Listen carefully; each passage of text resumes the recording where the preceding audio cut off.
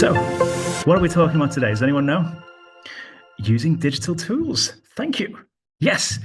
There are kind of three main themes today. One is personalization. The other is electronic. Yeah, that's I don't think so. Yeah, one is personalization, the other is digitalization, and then the third is engagement. So, in simple language, how can we use the technology that we have available to us to motivate our language learners and to make our classes interactive for the benefit of the learning? So, the long formal title is Computer Assisted Language Learning, or CALL, Technological Interactivity and Engagement in Online Classrooms. Not as necessary. Basically, like I said before, how can we use the technology we have in our teaching room in LarkMeet and the tools we have available? How can we use that to boost interactivity and motivation? So, today's workshop will be structured in a very predictable way. I'll go over what the research is saying about this particular area. We'll talk about examples of best practice. Then, importantly for us as a group of teachers, we will think about some practical examples. How can we use these technology things in our classrooms? Have we done it before? Have we not? We will talk about it, and that's it. That is fundamentally what we're doing today. There is, of course, a post-workshop task, which I'll explain later, but today is a nice casual conversation with everyone. This is the boring part, but please do listen if you can. The theory. So, what is CALL? Again, CALL is computer-assisted language learning, and it was defined all the way back in 1997, which is really early if you think about it. And Levy defines it as the search for and studies of the computer in language teaching and learning. Nice and easy. Nice and easy. But in what ways are our classes here at Purple Ruler, how are they computer assisted? How is this relevant to us? Because we work on computers and online. Literally, it seems like a silly question. And in some ways it might be. But it's not that we do computer assisted teaching. We cannot teach a Purple Ruler in the way it's structured without the assistance of computers. It's a necessary part of how we teach. In other words, this whole body of research called CALL is fundamentally what we do, because we don't do classroom teaching here at Purple Ruler. We don't see our students in the classroom. We don't see them on the playground. It's all online. It informs everything that we do. So if any of you are ever interested in what researchers are doing in this particular domain of teaching, look up CALL. Like I just said, as I explained previously, all of our classes are necessarily computer assisted. We cannot escape it. It informs everything that we do. We are CALL teachers. Maybe you didn't know this before, but now you do. Put it in your CV. What are some of the benefits of this way of teaching languages? We have a translation device. And how is that beneficial? We can help the student find words that we can help the student understand words that they don't necessarily know in English yet.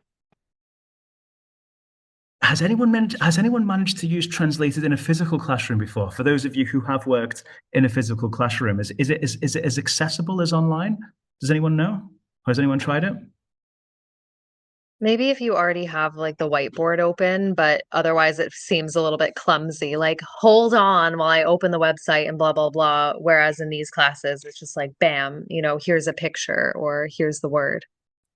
Or even more problematically, we need to have quick access to mobile devices, which in many schools are prohibited, even by teachers. So, simply getting a translation can be really, really, really tricky. But not so much in an online class. Some platforms have it natively built into the system. So what other benefits can we have with using a computer to teach a language? So translation is fundamentally one of them, yeah? We can play games quite easily in terms of there's things that we can add. So if we're like, oh God, I'm 15 minutes short on this lesson, what have I done? Suddenly there's a lot of things available to us, whereas in an actual classroom, you've got to think about actually getting these things ready and having something ready. So you've got to create something or make it beforehand. You can't, because if you try and use a screen in an actual school, parents can get quite angry and be like, no, I don't want you to teach my child on a screen. Whereas in this platform, it's like they know that that's what they're learning via. So, yeah. Absolutely. Thank you very much. No, that was such a good point as well. We have the entire internet at our disposal. Like the amount of resources we have access to in an instant is both overwhelming but incredibly interesting. Are there any other benefits? So we've got translation, we've got flexibility or adaptability. Any others? Or maybe gamification, so the use of games. If you can find visual aids really easily. If you're explaining something and someone literally just doesn't understand, you can just go on Google Images and find a picture of it really easily. Fantastic, Beatrice. We actually have a few examples of good practice or great practice from teachers who are with us. Some of you are here right now, and we are going to show you that in a real class example, a teacher doing this, using technology to the advantage of the learner to bring to life something which otherwise would have been quite dull. In turn, I believe this was motivating for the student and enhanced the learning. So yeah, that's a fantastic example. So the key word, one of the three key words that we're talking about in today's workshop is personalization. Not only are we teaching online, but we must consider the format. Do we have 30 students in our class? How many do we often have in our class? One. If we're not taking advantage of making that experience personalized, what are we doing? What's even the point in having a one-to-one class? Why not just have it in a group class? Or why not just record a lecture and get the student to kind of interact with it passively, right? We should absolutely be taking advantage of the fact that we're using classes online and also that it's a one-to-one. So some of the benefits of this personalized experience would be interactive and engaging materials, immediate assessment. What do we mean by immediate assessment? Well, with teacher talk time, it actually says the percentage of how much you're going on and on. So that allows us to assess how much student talk time and teacher talk time we're getting, respectively. Like, Absolutely. Please yeah. continue. Yeah. Oh, that's all I had. Oh yeah. Sorry, I cut you off just a fraction too early. No, we have so many assessment tools. We have stuff like ChatGPT, which can give us summaries of the quality of tasks. We have self-corrective exercises where they put it in a toolbar and it automatically generates a report and an evaluation system. We have tools for us teachers like the calculation of student talk time and teacher talk time. Do you know what luxury having that lark percentage is as a company? This is so new. Like if you read any of the literature, they all talk about this system. Like they're like, okay, I hope that one day we can accurately assess teacher talk time because it's so unreliable right now. It's basically just teachers estimating how often things happen. We actually have data now. We have real quantitative numerical data to tell us exactly how often people are talking, when they're not talking. What we don't have right now is an assessment of quality, but this is fantastic. We have so many cool tools now. But one of the other themes of today is convenience and flexibility, feeding into personalization. Like Jake said before, oh no, I've got 15 minutes of things to do. Cool, let's change the curriculum. It's a bit of a nuclear option, but it can happen. Oh no, my PPT is corrupted. It's just stopped working all of a sudden. Okay, no problem. I can find a different version online. You can't really do that with a physical book. I know Amazon Prime is quick, but it's not that quick. Yeah. And in my opinion, computer assisted learning can really help the class be learner centered. What do I mean by learner centered learning or teaching? We can specialize the style of the teaching to the student. So therefore, if the students sort of they're not fully understanding something. I have quite often where my kids doesn't understand what a piece of vocabulary means. I know their interest only, so their hobbies. So they're like, I like basketball, and then I'll try and link it to that thing, and then they can understand it more easily. Well, the fact that you changed how you taught in that moment to adapt to the needs and interests of the learner is a fantastic example of student-focused teaching, right? So what would the opposite be? What is teacher-focused teaching then, or teacher-focused learning? Teacher's the only one talking. Student ain't doing no talking. Exactly. The teacher is focusing on the class, pretty much a lecture, right? And as Raina said in the chat box, taking into account the needs, being rigid. So having a plan and saying, okay, today I'm going to teach Reading Explorer Unit 1, Lesson 1, regardless of the experience of the learner. If they don't understand, I've prepared this class, so what? It's my class. Yeah, it's not particularly great, for young learners at least. So, oh, Andrew, computers are great. Oh, yes, we can diversify, we can personalize. This is wonderful. But what are the problems? What are some of the problems we have with computer-assisted language learning? No sound. Excellent representation of that problem. Yes, of course. Tech problems. What else? Kids tend to zone out sometimes, I think, because they're used to watching videos passively on the computer or playing games. So, well, for some students, it's like as soon as they realize it's not constant like games, they're like, oh. But then I think also they're just used to sitting and not having to interact necessarily with people on screens. Absolutely. If they associate the iPad, which many of our students take class from, with games and entertainment, then it can be quite hard for them to disassociate that from learning as a game, right? It's, oh no, it's game time. Oh no, wait, do I have to learn now? Oh no. And let's see what we had in the chat. Yeah, interactivity. Yeah, so the fact that we have this physical lack of space, it's quite hard to build relationships sometimes. Now, what about attention, like attention spans and motivation? How can computers be a hindrance in that way? Can get distracted playing games or watching YouTube or maybe not YouTube, but it's easy for them to get distracted. Or TikTok or something, yeah. Has anyone had... Go on. Oh, I was going to say, you can't see their screen, so you don't know if they're fully paying attention to you and just fully engaged in your lesson, or if they have another window open on the side. There's no way for you to tell. I mean, you can tell, but you can't see it. And that brings us to the next point, discipline. We're not in their home. We cannot command authority. We are quite limited. Yet we can cut off their mic, which I imagine physical classroom teachers would love the ability to mute their children sometimes. But we are limited in how we can discipline them because we are basically invading their privacy of their own homes. If they want to, they can just chuck the iPad away and do what they want, theoretically. We're lucky at Purple Rule in that the quality of students we have is generally really, really good. But there can be some limitations. Lack of motivation. Yes, on that note, who's actually had a kid take the camera or the class to the bathroom? Yeah. Unfortunately. Unfortunately, yeah. It's a huge safeguarding issue. It's a huge cultural divide as well, because there's a reason they do that, because for them it's not as alien as perhaps for us from a kind of Western background. But yeah, there's an interesting dynamic when you are invited into someone's home. So, is anyone familiar with the term Zoom fatigue? If you're not, I mean, it's pretty easy to deduce. What is Zoom fatigue?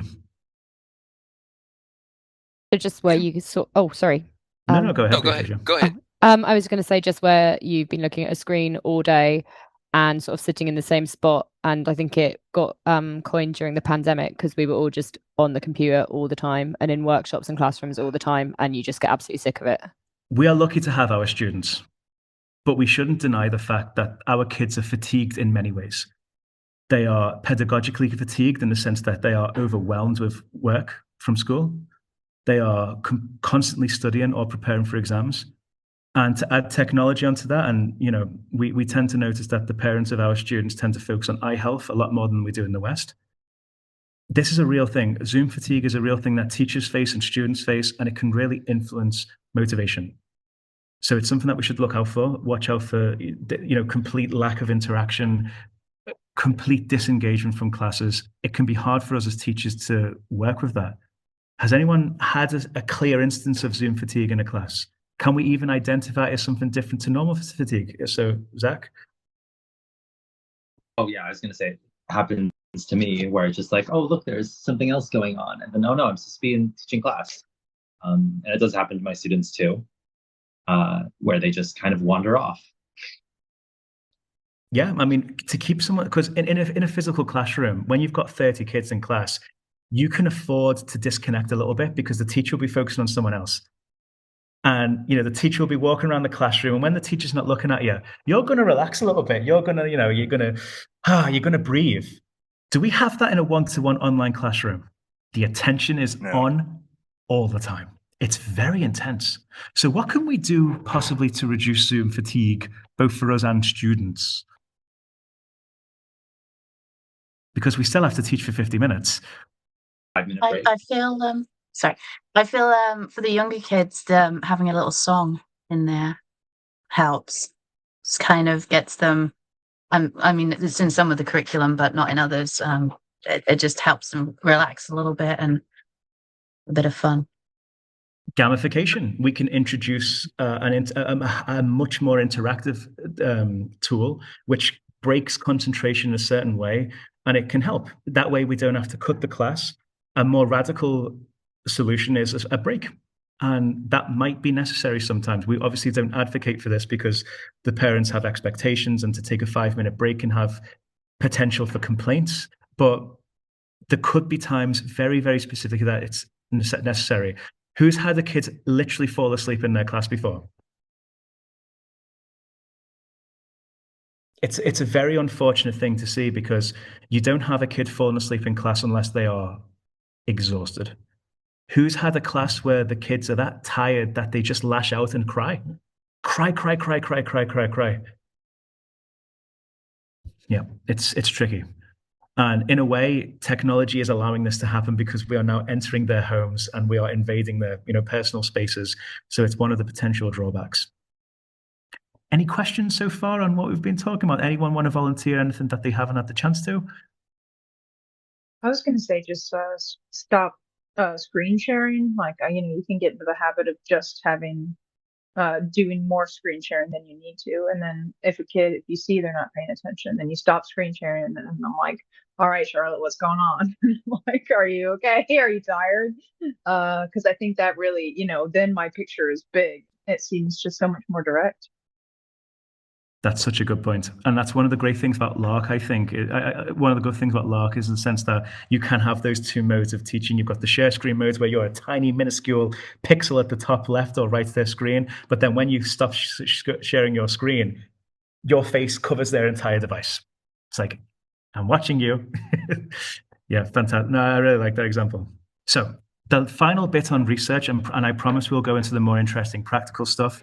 What do experts say about this area of teaching language that we are doing in practice? Well, generally, they're quite positive about it. They've found a lot of advantages to teaching languages through technology, either fully or partially. For instance, Reinders and White in 2016, so quite recently, they said that online learning in particular helps strengthen autonomy. They become a little bit more independent. They manage to do things on their own that their peers might not be able to. Maybe Googling, maybe finding resources to bring into the class in an autonomous way. That is facilitated through the online learning environment.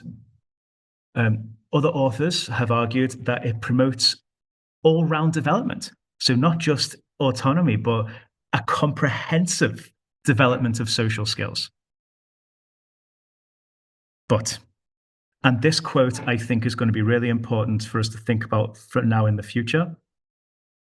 And I am going to read it out because it's worth reading out loud. It's a fantastic quote.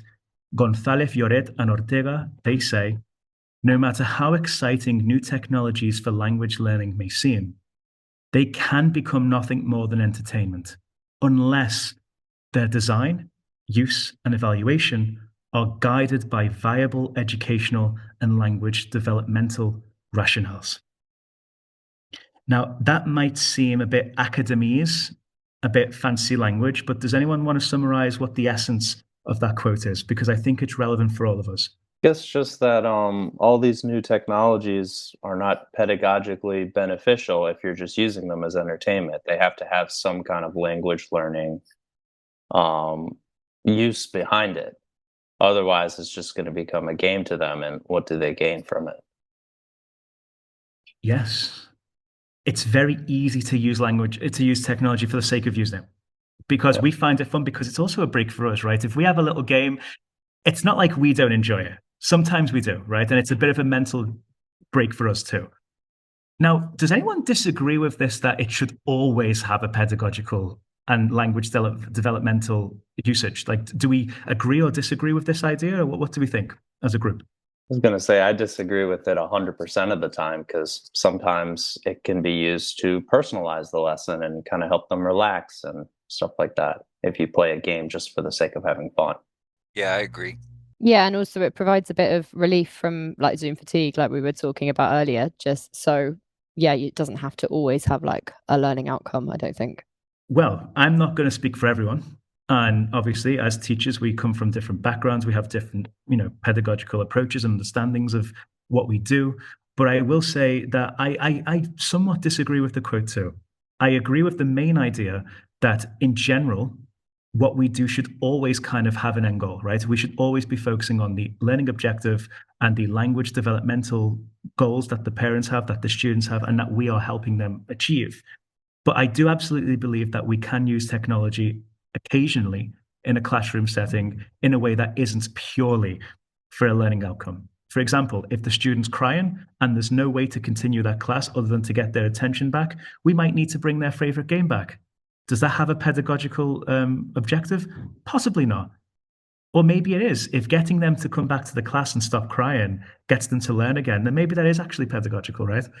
I feel like because they're learning English in an immersive experience through us, because we're not talking to them in their native language, any kind of interaction that they're having with us is going to allow them to learn. So, like you were saying, if we need to bring in a game so that the kid comes back to class, playing that game, they're still going to learn from us. They might learn pronunciation or something. I don't think any of it's a waste.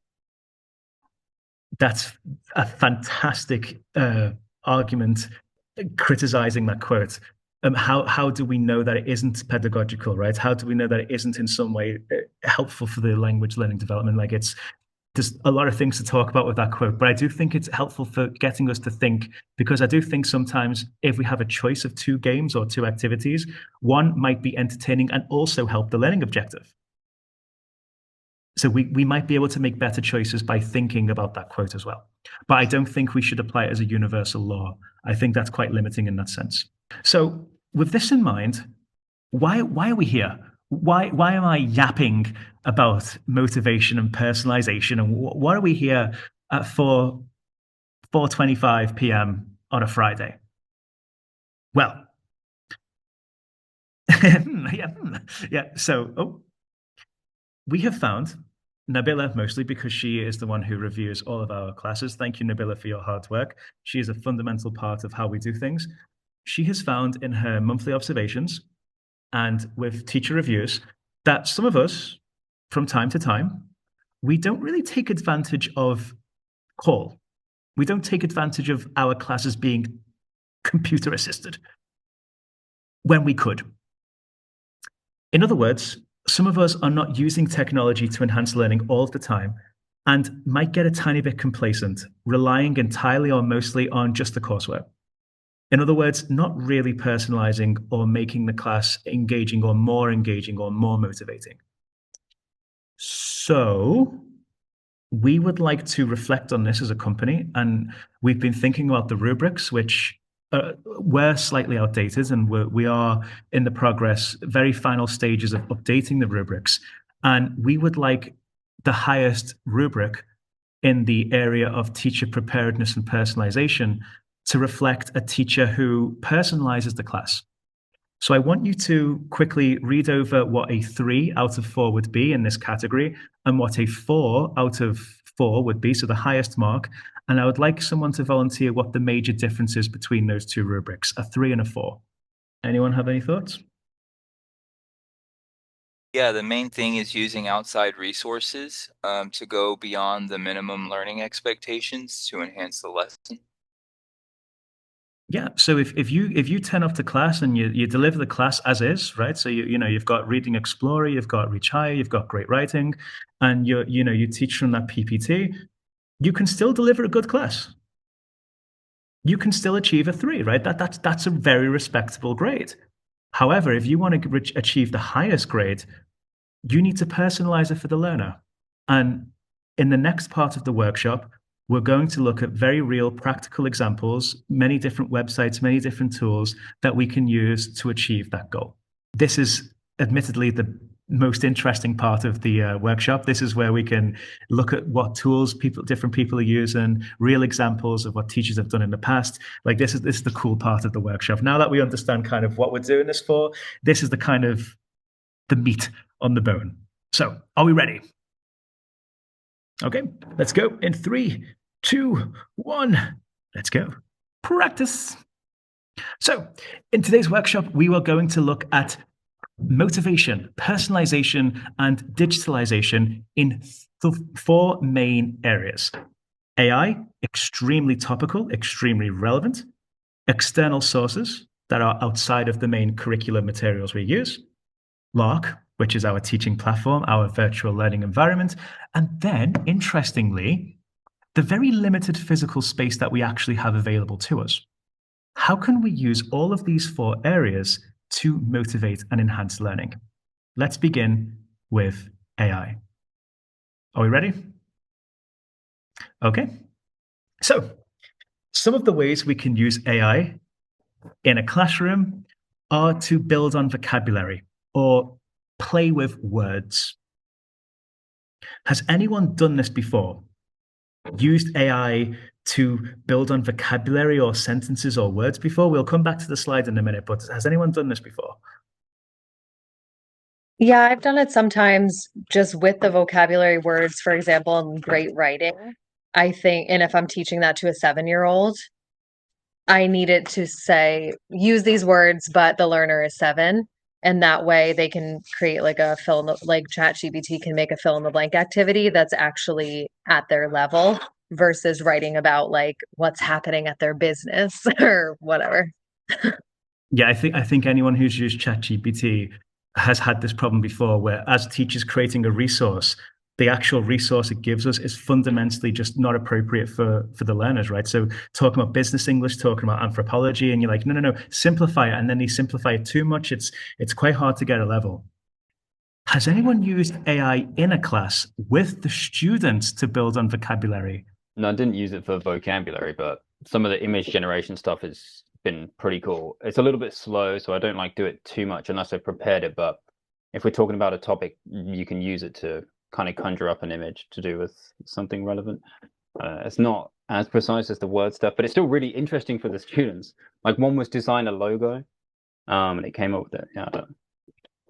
What a fantastic example. And we're going to talk about that image generation with AI. So what I'm going to do now is I'm going to share 2 different websites that use AI word generation and we can use this in a class. So the first one is the students need to think of, so basically the website thinks of a word and the students must input their own words to guess the word. And if they are inaccurate, it will give the students a high number telling them that they're wrong. The more accurate the word is, the higher the number, the lower the number, and the brighter the color. Yeah, contexto.me. Yeah, I've shared this before. But for those of you who are unfamiliar with this website, it looks like this. So it's super, super easy to set up. You go on the website contexto.me.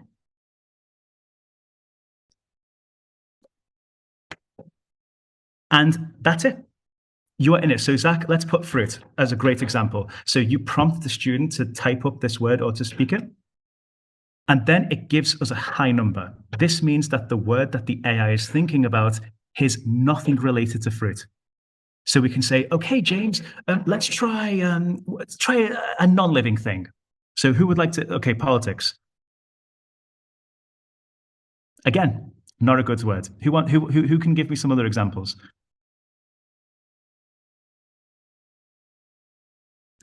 Town. Okay, now it's changed the color. The number's gone lower. We've captured the motivation. So now the student will be thinking of all words related to town. Basically semantic fields. Tree, house, city. And this really helps inspire the student to think about synonyms, semantic fields, homonyms. It's a great vocabulary building tool. So I encourage you to think about how you could use this for your own learners as a game. But like Zach said, there are some limitations. Sometimes the words that they pick for the day are fundamentally too difficult. So you might need to go to the history and pick a level appropriate word in advance, and you can kind of help the students come to that successful, yay, we found it. The next tool that uses AI in this way is the same idea, but flipped. The student thinks of a word and the AI needs to guess what it is. You may have used this before as teenagers or something like that, but it's called Akinator. It's basically the Genie app. So Akinator will ask you questions and it will guess a word that we think about. Now, if you are using Akinator, I highly, highly suggest that you turn the sensitive filter on. Okay, so it's active right now because we do not want any inappropriate images.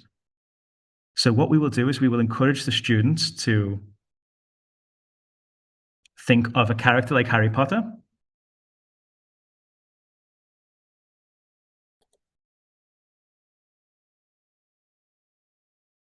Yeah, basically, Zach, yeah, it's basically like 20 questions, but it's a bit more thematically appropriate for younger kids because instead of just 20 questions, it's a character. So you can say, is your character real? Yes, no, etc. And basically, it's a very good machine. It's been learning from people for like 25 years or something. And it's the reverse of Contexto.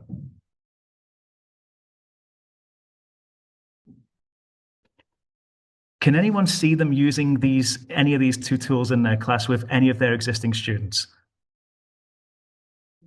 Yes, I've already used Contexto before in class and it works really well, especially because if you do it once and they get nowhere near it, they get so angry, but it's because of that they really want to get it. So then the next lesson they're already like, I want to play that game, I want to play that way, I want to play that game. So then they do the questions quicker, which means that everything flows a bit quicker sometimes. And then they get their 5 minutes and then sometimes I'll even check the answer online for that day because I'm like, I need to be able to help them get somewhere near it to keep them sort of motivated. But then there's a flow with it. So yeah, it's a good game though. It is. I don't know why, but Contexto in particular, I find really clicks. No matter what age, I found young kids and even quite old teenagers, they love it. Super, super motivating. And it's also intrinsically linked to a learning objective. It will always help with vocabulary building or spelling, depending if you ask them to speak or write it in the chat box.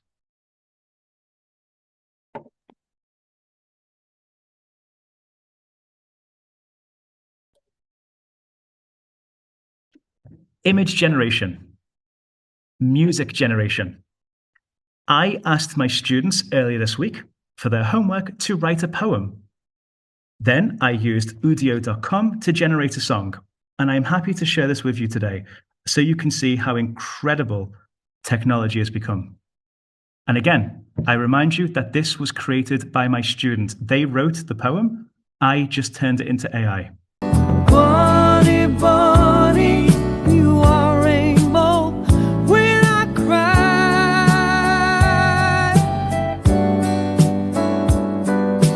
Bunny, bunny, you are the star in the sky.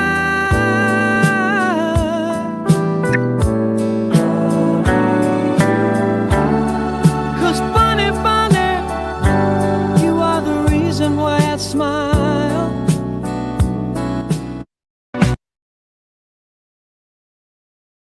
2024, folks.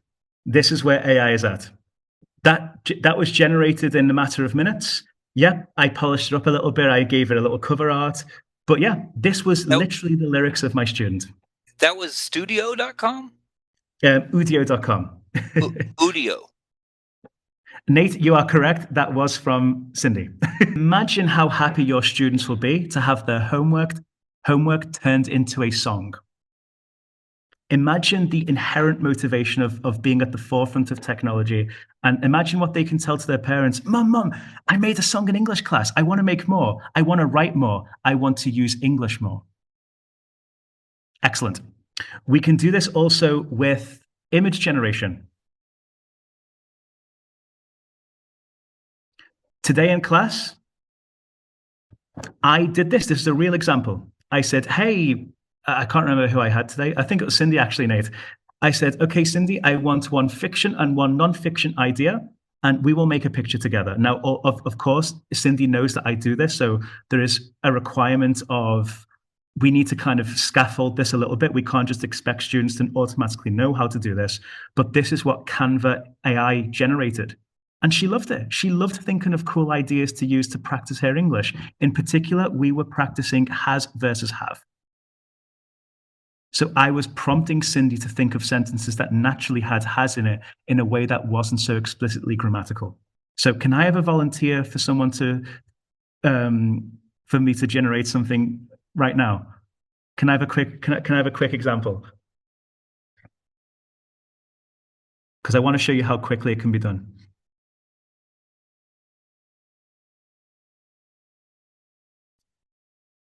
Okay, I'm gonna go for cat and purple sock sack because I think committing crime is a little bit too abstract for what I want to show today. However, Zach, you can pick the style.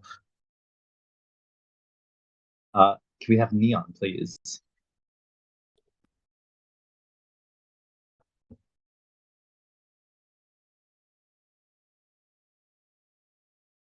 So if this is a little bit awkward, you can stop sharing and you can say, what do you think it's going to look like? Will it be good? Will it be bad? Purple ruler, purple socks. I don't know, but there's ways of getting rid of that awkward waiting time.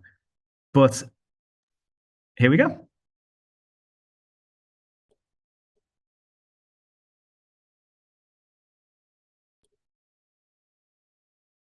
A personalized image generated in under a minute. And this can be as creative as your student wants to be. In fact, I encourage you to be creative with your students and have fun with this because this is a great way of them learning how to use AI prompts, which is a form of literacy, digital literacy. We are at a time in history where AI prompt writing is a genre of writing that's going to become more and more necessary as the children grow up. We're at the forefront of a new technology here. Knowing how to write prompts is going to be taught in schools. It's already being taught at university. I'm literally teaching a module this year on language technology where we encourage our university students to use prompts in a professional way. So why not do this with children too, who are undoubtedly using AI? ChatGPT can be used for text, not only for teachers for us to create plans, but we can ask the students to ask ChatGPT questions. I particularly like asking my students to come up with questions to ask ChatGPT, and that way they get to revise using questions. In a one-to-one class, we don't have peers, so we have to think of creative ways to get that peer-to-peer interaction in a way which isn't always with us. It's also a way to reduce teacher talk time, of course. Finally, a different AI tool that we can use is speech to text. Get the students to write a text and the AI will speak in a very authentic way. For example, here's one I prepared earlier.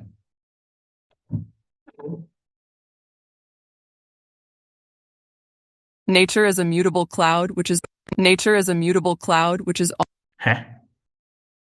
It should be this.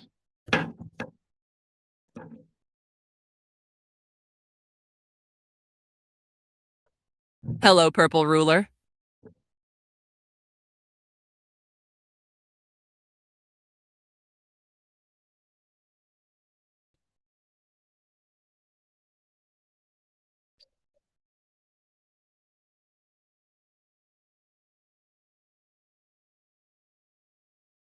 Okay, this is taking a bit longer than I thought it would. Sorry. I mean, I did have one prepared earlier. I hope at least I've been able to introduce some websites from different themes, from image generation to music generation to image generation, yeah? Ooh, Zach, could you quickly go over Letrosso for us? It's another word game. Yeah, it's another word game by the same people that did Contexto. Oh, really? You type in words and then it'll tell you if the letters are in the secret word that it has. And if they're in kind of the right order, it's green. If it's in the wrong order, it's yellow. Is it basically just Wordle, like the New York Times Wordle kind of puzzle? Maybe, I don't know. I don't think I've played Wordle before. Ah, fair enough. Fair enough.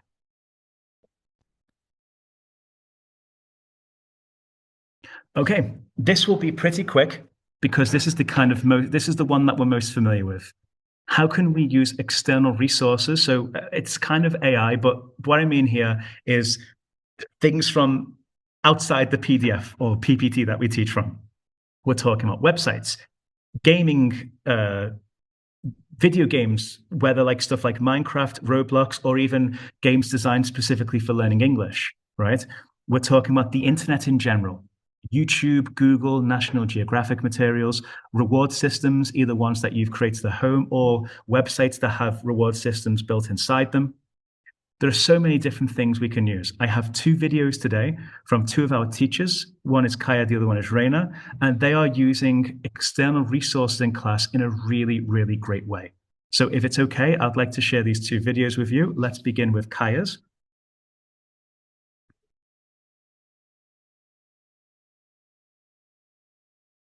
Can we all see the screen?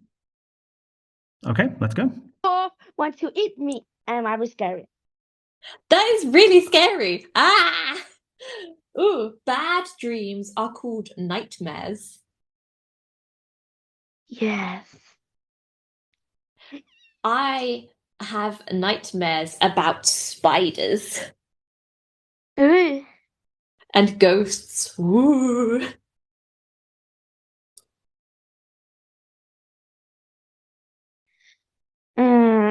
A spider. Spider. I am scared of spider too. They're so scary. Yes. So you have nightmares, bad dreams about being chased? About this?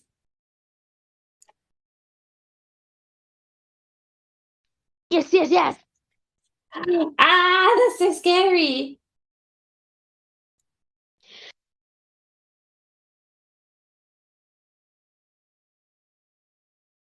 So what did we just see there?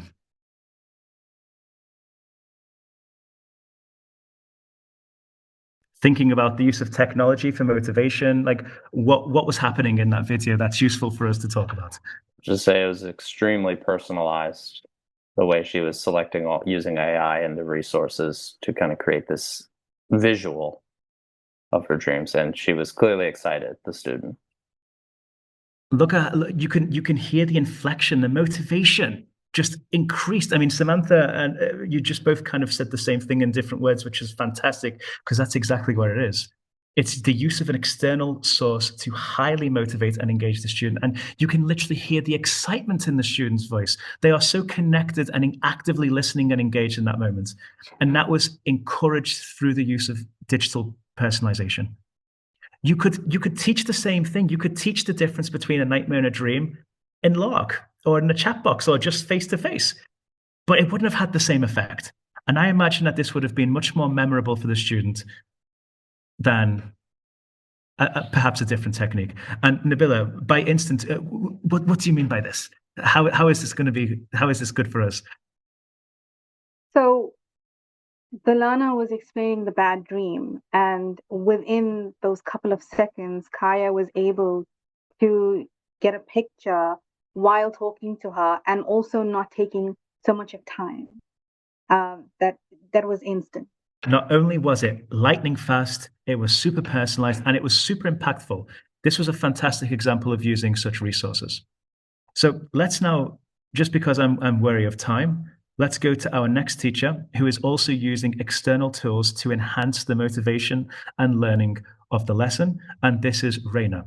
I don't know where it went, but I can draw it. I think it's at the top. Oh, do you mean like your actual real computer pen? No. But I can do this. As long as you can draw, that's okay.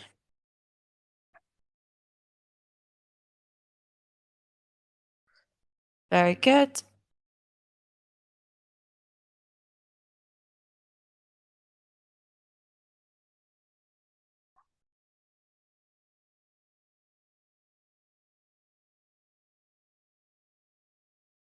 Not that one. Try again.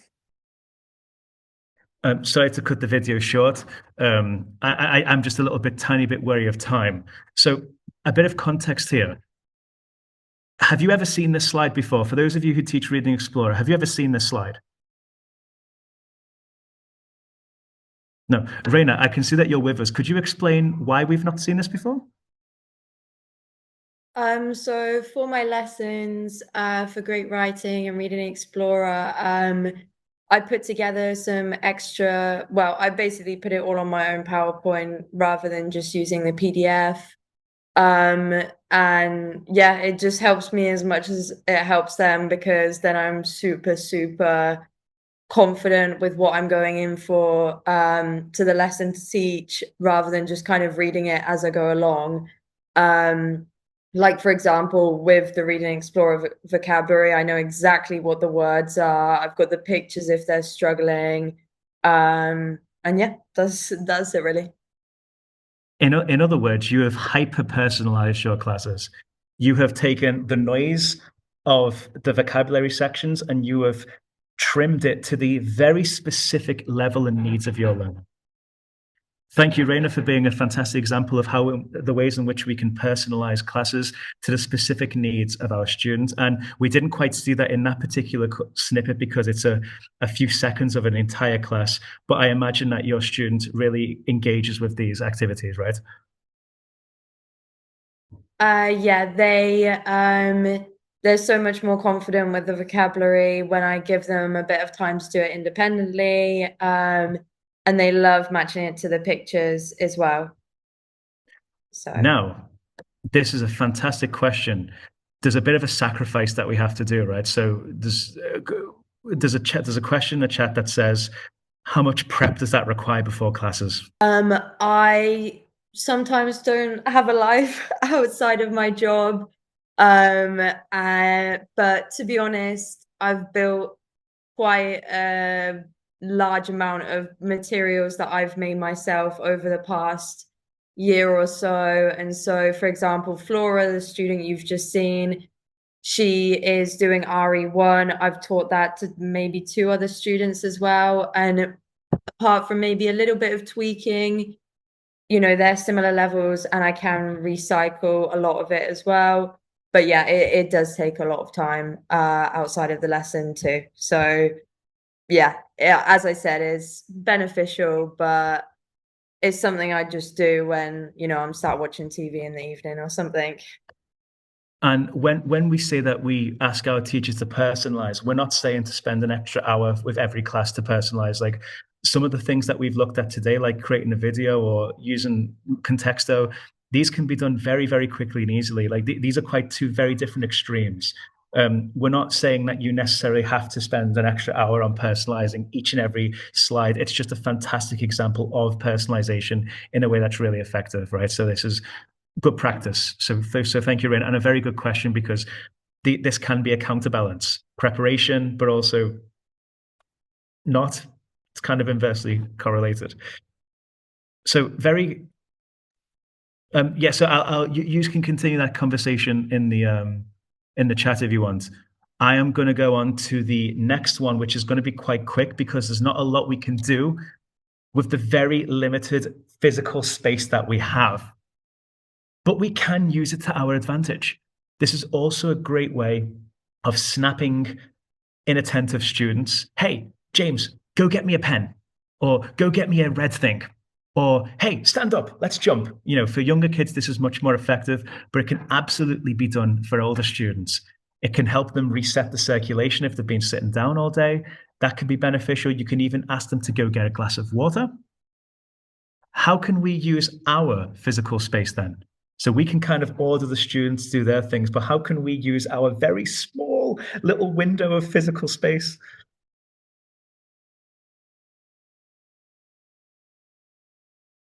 Changing the background. Oh, sorry. I just realized the chat came in. We'll come to the background in a moment. This is more like actual physical stuff that exists in the physical world, apart from the background, which we'll be talking about very, very quickly. But yeah, we can get the students to ask us to do things. Kids love this. Teacher, jump, and then you're jumping like a bit silly, right? Kids absolutely love it. But you've got this reciprocity, you've got this, communal sense of I'm on the same level as my teacher. I have a good relationship with them, because students in China see teachers as authority figures. It's very unusual for a student to tell a teacher what to do. It's not habitual, right? So it can be a good way of building rapport. Another way we can use realia and props, right? If we're having a class on phones, I can use my phone. If it's on keys, I don't know why, but you could use your keys. This is typical ESL stuff, but it's one of the ways in which we can use the limited space we have. Finally, again, I am a bit understanding of the time. I do want to get this done, not rushed, but as quickly as possible. Lark. You're all familiar with Lark. So instead of me talking at you, can you tell me how can we use the tools native to Lark and our Lark ecosystem to enhance motivation and learning in our classes? Countdown, excellent example. Countdowns is a fantastic idea. What else can we use?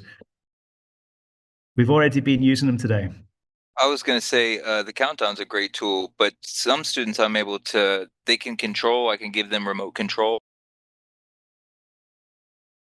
to do more interactive things in the lesson. It's not with every student, but with some students it allows you to do that.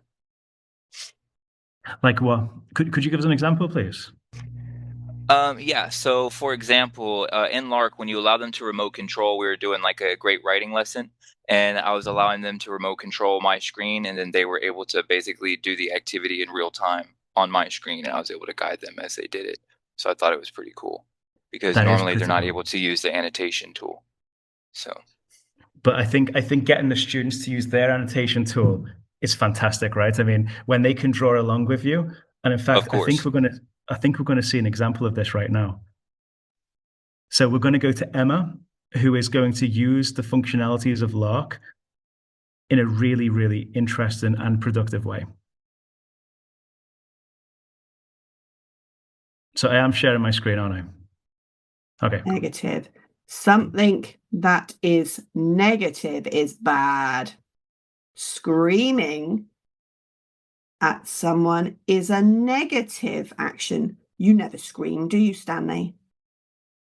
Oh, I have an idea. What's that? What I know how to draw this picture. Please, negative and good. When you draw the bad one, and I go to draw the good one. Okay. All right, but we'll do it very quickly. We do it in 30 seconds. Okay, you ready? No. It's 7 minutes. Ready. So Stanley's on the right, Emma's on the left. Right, ready? We're going to draw positive. Ready, steady. You are going to be negative. I'm going to be good one. Okay, I'll be negative, you be positive.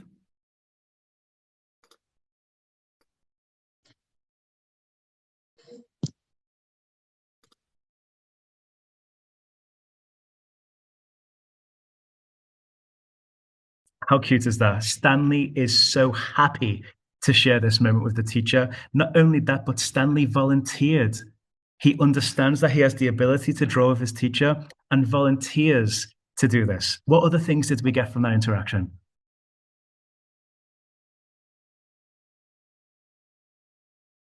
I saw the participation in her.